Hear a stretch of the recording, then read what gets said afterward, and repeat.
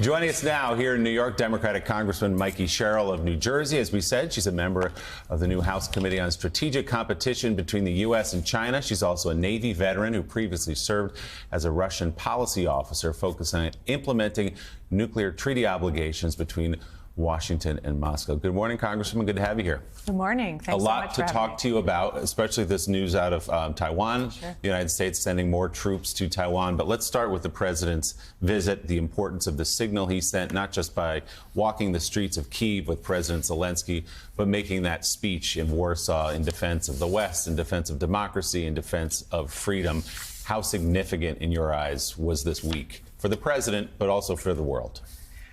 Well, this last year has been incredibly significant. As you know, Friday marks a year since Russia invaded Ukraine in that unprovoked attack, and the world has changed markedly. I'll tell you, those of us in national security for a while have been very concerned about the encroachment of authoritarianism across the world through Russia and China.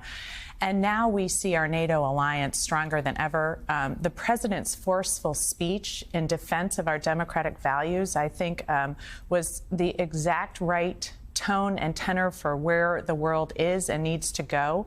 We have set up a rules-based order in the aftermath of World War II that has led to the greatest era of peace and prosperity that the globe has ever known. And we know there are problems throughout the world, but when you look at China and India and how they've benefited and their people have benefited, when you look at the fact that we haven't seen these global wars igniting from Europe for many years now until recently, this has been such a marked era of democratic leadership led in large part by the United States, and we are now forcefully ready to lead again.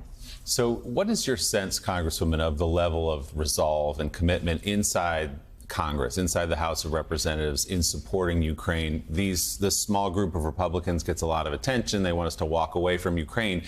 But Michael McCaul led a delegation into Kyiv this week. Mitch McConnell was on the record. Their only complaint is we need to send more, and we need to send it faster. We need to send the fighter jets and the long-range weapons. Do you believe the United States Congress is behind this effort for the long haul? I do. I believe the majority of the United States Congress, the majority of the American people understand the great benefit that democracy has brought to the world, but particularly the great benefit that our democratic values have here at home and how we've prospered as a country in this era because of our leadership, and how important it is that we continue to promote this in the wake of authoritarian regimes who are growing in power. Congresswoman, there's been a lot of talk lately, past few days, about a potential summit between President Xi and Putin in Moscow. My question to you is a simple one. What is most important to the Chinese? Is it a relationship with Putin and Moscow going forward, or a relationship with the huge economic engine that is Europe?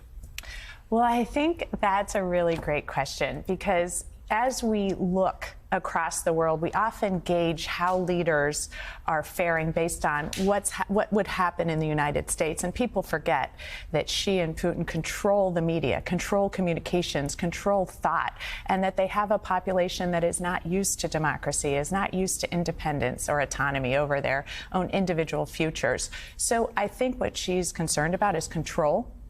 A great deal of control over his population, and balancing that with making sure that the economic markets function as best as possible for China, to the extent that he needs that to continue to control the population. So let's talk about Taiwan. As Willie had mentioned earlier, the U.S.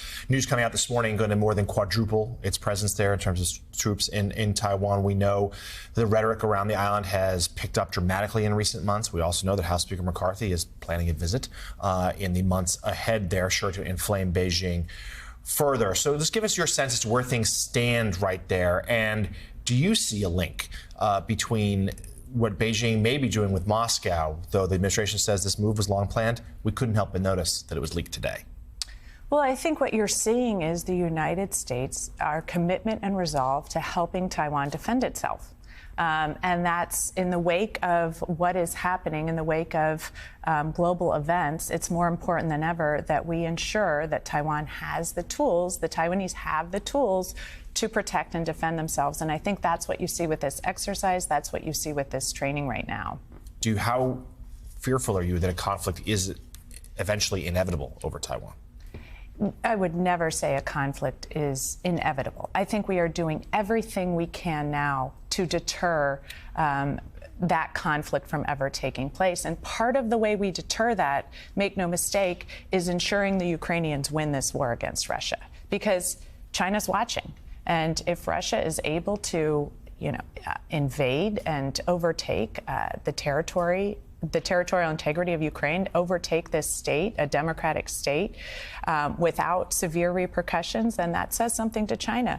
We even heard from the foreign minister of South Korea that if Ukraine doesn't prevail, that North Korea is watching, and what that might mean to North Korea. So I don't think the need for Ukraine to prevail in this fight can be overstated.